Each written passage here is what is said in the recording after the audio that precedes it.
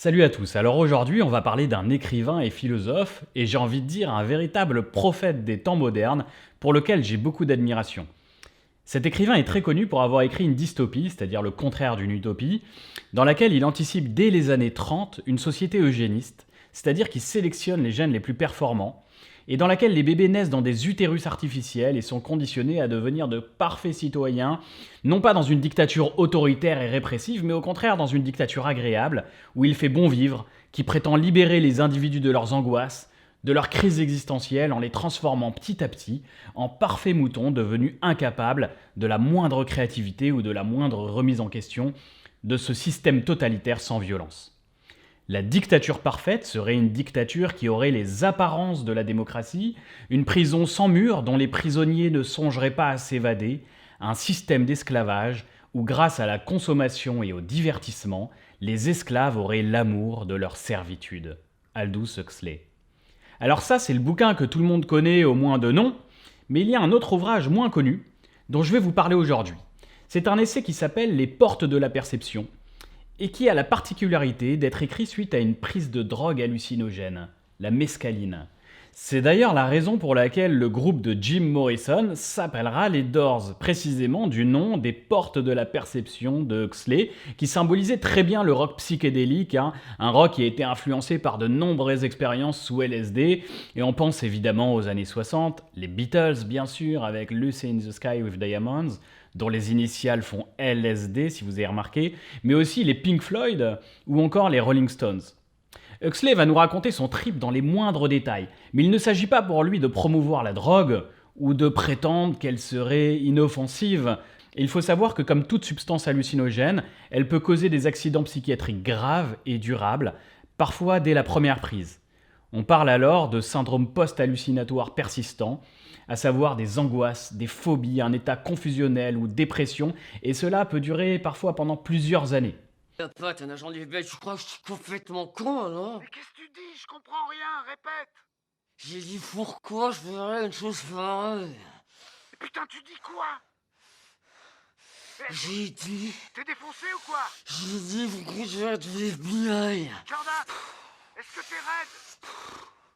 Bon, fais-moi plaisir, reste où tu es. Ne prends surtout pas ta bagnole. Pow! J'avais sauté la phase fourmillement et j'étais passé direct à la phase bavement. Dis-moi où tu es. Et ces petits enculés étaient si forts que je venais de découvrir une nouvelle phase. La paralysie cérébrale. D'ailleurs, Huxley lui-même dénonce à de nombreuses reprises, et notamment dans son roman Le meilleur des mondes, le caractère abrutissant des drogues. Mais ce qui l'intéresse ici, c'est de tenter une véritable expérience scientifique, philosophique et mystique. Il s'agit pour lui de mieux comprendre à la fois la psychose, la perception artistique du monde et la méditation dans les religions indiennes. D'ailleurs, il faut savoir que cette drogue extraite d'un cactus qui s'appelle le peyote est utilisée depuis des millénaires par les Indiens d'Amérique dans des rituels religieux où le chaman l'utilise pour communiquer avec les dieux, dans des visions ou plutôt des hallucinations. Il existe même une religion aux États-Unis qui célèbre le peyote, la Native American Church. C'est une sorte de secte qui résulte d'un mélange entre les religions amérindiennes et chrétiennes.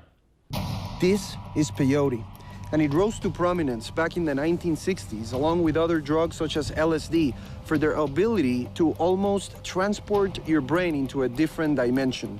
It is natural. It's found in the ground in areas in Texas and Mexico. Peyote has no medical use. That also means that for most Americans, it is legal, except if you're a member of the Native American Church, because for them, peyote is a sacrament.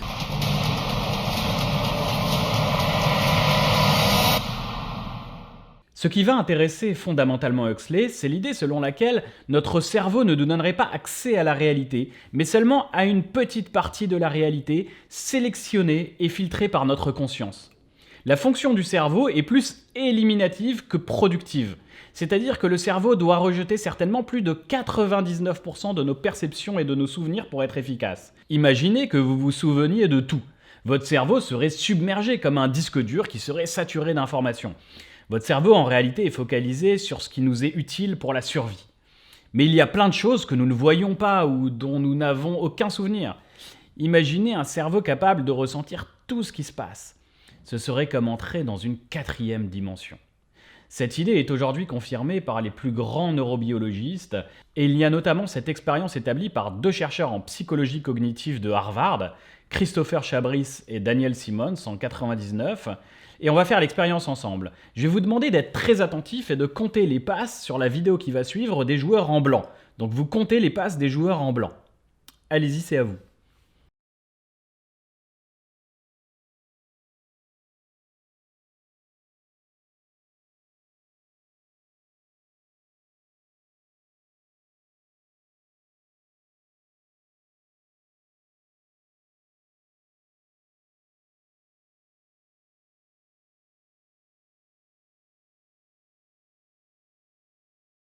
Alors, est-ce que vous avez trouvé? Le chiffre exact était 15. Mais vous avez rien remarqué de bizarre? Attendez, je rembobine, vous allez voir. Un gorille se baladait en plein match et vous ne l'avez pas vu, car vous étiez trop occupé à compter les passes. Ou plutôt, vous l'avez vu, et les scientifiques peuvent démontrer que votre cerveau a vu le gorille. Mais votre cerveau va éliminer cette information car il ne la juge pas utile pour l'opération qu'il est en train d'effectuer. Le simple fait de focaliser son attention sur un objet de pensée rend aveugle à d'autres stimulations. Votre cerveau ne perçoit pas la réalité mais ce qui l'intéresse, ce qui lui semble utile. Huxley va reprendre cette idée au philosophe Bergson. Un autre filtre dont parle Bergson, c'est le langage. Nous voyons le monde à travers le filtre de nos concepts. On pose des mots, c'est-à-dire des étiquettes sur les objets que nous percevons, mais du coup nous ne sommes plus attentifs à la singularité de chaque objet. Ce qu'on voit, c'est des catégories. Les hommes, les femmes, les tables, les chaises, etc. Mais ces catégories que nous appelons des mots nous masquent souvent les choses elles-mêmes. Prenons un exemple. Pour un Américain ou un Européen du début XVIIIe siècle, un homme noir n'est pas un être humain à part entière. Il estime ainsi qu'il a le droit de l'acheter, de le vendre, de le réduire en esclavage. Les mots utilisés dans la littérature juridique, philosophique ou scientifique de l'époque créent une réalité comme en témoigne l'article 44 du Code noir qui légifère à ce sujet. Les esclaves sont des biens meubles pouvant être achetés, vendus ou donnés. On a envie de se dire, mais ne voyaient-ils pas qu'ils avaient des êtres humains en face d'eux? Ce qu'ils voyaient, ce n'était pas la réalité, mais des mots. Des concepts collés sur cette réalité. Ce qu'ils voyaient, c'était les mots qu'on leur avait inculqués. Un homme de couleur noire est une propriété meuble dont on peut disposer à sa guise. Si nous étions nés à cette époque, nous serions également aveugles à cette réalité qu'une personne noire est tout aussi humaine que n'importe quel homme sur Terre. Les mots créent notre réalité. Alors maintenant, imaginez que vous puissiez court-circuiter tous ces filtres entre vous et le monde pour accéder à la réalité telle qu'elle est. C'est précisément l'expérience que va tenter Huxley avec la mescaline. La mescaline n'abaisse pas beaucoup nos capacités intellectuelles selon Huxley. Mais par contre, elle coupe tout rapport d'instrumentalisation avec la réalité. Quand on est sous mescaline, toutes les choses pour lesquelles on était prêt à agir, à souffrir, deviennent insignifiantes. La volonté elle-même devient insignifiante. Le monde ne se présente plus comme un objet à conquérir ou à utiliser, mais au contraire comme un objet à contempler. La volonté est un filtre entre nous et la réalité. Sous mescaline, le filtre disparaît. Les impressions visuelles sont amplifiées ainsi que les couleurs. Et on retrouve une certaine innocence du regard, comme si nous redevenions enfants. Huxley espère ainsi parvenir à ce qu'il appelle la transcendance. On pourrait l'appeler Dieu si vous voulez, mais le problème c'est que le mot Dieu est chargé de plein de significations religieuses qui pourraient parasiter son propos. Huxley se méfiait beaucoup des religions instituées. Disons plutôt que Huxley espérait parvenir à percevoir quelque chose qui nous dépasse, que nous ne maîtrisons pas. Un réel qui ne serait pas enfermé dans des mots, dans des catégories, dans des concepts. Un réel au-delà du langage. Et c'est cette expérience qu'il prétend avoir réalisée par l'intermédiaire du peyote, et qui est finalement assez proche selon lui de l'état qui est recherché dans la méditation bouddhiste, ou encore dans l'extase mystique. Les bouddhistes recherchent dans la méditation cet état où le moi, mais aussi la volonté de vivre et d'agir disparaît pour laisser la place à la contemplation du tout de l'univers. Le bouddhisme part du principe que toutes nos souffrances viennent de notre volonté de vivre et d'affirmer notre moi. Si vous voulez en savoir un petit peu plus là-dessus, vous pouvez aller voir ma vidéo sur Schopenhauer où je parle un petit peu du bouddhisme. Au cinéma, il y a 2 films qui ont véritablement tenté d'exprimer ce type d'expérience. Enter the Void de Gaspar Noé et Blueberry de Yann Kounen. Ce sont des films tripes qui tentent de montrer ce que peut signifier cet au-delà du langage, cette connexion avec un grand tout de l'univers, que Huxley retrouve dans le bouddhisme et notamment dans l'idée de réincarnation. Nous sommes tous connectés au monde entier, le moi disparaît pour laisser la place à un réel qui nous dépasse et dans lequel nous devenons insignifiants. Pour Huxley, mais aussi pour le philosophe Bergson dont il s'inspire, il n'est heureusement pas nécessaire de se droguer et de risquer votre vie ou votre santé mentale pour parvenir à ressentir cette expérience de la disparition du moi et cette connexion à la totalité de l'univers. Il y a 2 autres voies possibles, l'art et l'expérience mystique comme la méditation par exemple. L'artiste nous donne à voir les choses d'une manière nouvelle, comme lorsque nous sommes sous l'emprise d'une drogue hallucinogène. On peut se perdre dans les méandres des formes et des couleurs qui apparaissent sous nos yeux sans aucune considération pour les objets en eux-mêmes. Ce qui compte, c'est de se plonger dans des formes et des couleurs. Prenez cette image de champ de blé. Que voyez-vous ? Une source de nourriture ? Un stock de ressources à exploiter ? Une représentation de l'agriculture ? Voici ce que le peintre Van Gogh nous donne à voir. Le champ de blé n'intéresse pas le peintre sous son aspect fonctionnel ou ustensile, pour reprendre un mot du célèbre philosophe Heidegger. Ce qui l'intéresse, c'est la pure contemplation des formes et des couleurs dans ce qui pourrait être une vision hallucinée sous LSD. Alors vous allez me dire, oui, c'est facile puisque j'ai choisi une peinture d'art moderne où la figuration commence à disparaître. Mais Huxley souligne que c'est également le cas dans des peintures bien plus anciennes. Les peintres ont toujours pris un immense plaisir à représenter les drapés, qui prenaient parfois jusqu'à 90% du tableau. Prenez par exemple les drapés du Gréco au XVIe siècle, il suffirait d'effacer 10% du tableau pour se retrouver avec une œuvre totalement abstraite, sans volonté de figurer quoi que ce soit. Les peintres ont toujours aimé les draperies pour elles-mêmes, à tel point qu'elles occupent parfois l'essentiel du tableau. L'artiste est capable naturellement de contemplation pure. Les artistes ont l'air parfois un peu inadaptés, un peu perchés, un peu décalés, parce que leur esprit n'est pas entièrement focalisé sur ce qui est utile et fonctionnel. Et cela leur permet de voir et de ressentir des choses inaccessibles au commun des mortels.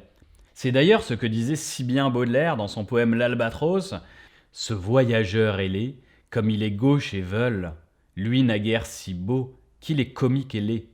Le poète est semblable au prince des nuées, ses ailes de géant l'empêchent de marcher. » L'intelligence de la plupart des gens est au contraire obsédée par l'instrumentalisation du réel. Et c'est la raison pour laquelle nous voyons parfois un esclave à la place d'un humain, ou un stock de ressources à la place d'un paysage. L'artiste est semblable au Na'vi dans Avatar de James Cameron, qui résiste contre les terriens qui ne voient dans la planète Pandora qu'une ressource énergétique de plus pour combler leurs besoins. La perception du Na'vi, au contraire, n'est pas obstruée par ce filtre, et c'est la raison pour laquelle il peut se connecter à la nature et communier avec elle. Sous l'emprise de la mescaline, Huxley raconte qu'il pouvait même bugger et se perdre des heures dans les motifs de son vieux pantalon en flanelle gris. Ce que nous voyons sous mescaline, l'artiste le voit tout le temps. Sa perception n'est pas limitée comme la nôtre à ce qui est utile biologiquement ou socialement. En cela, l'artiste est parfois proche d'ailleurs du schizophrène. Il n'a pas besoin de drogue pour voir des hallucinations. Et d'ailleurs, Van Gogh en savait quelque chose.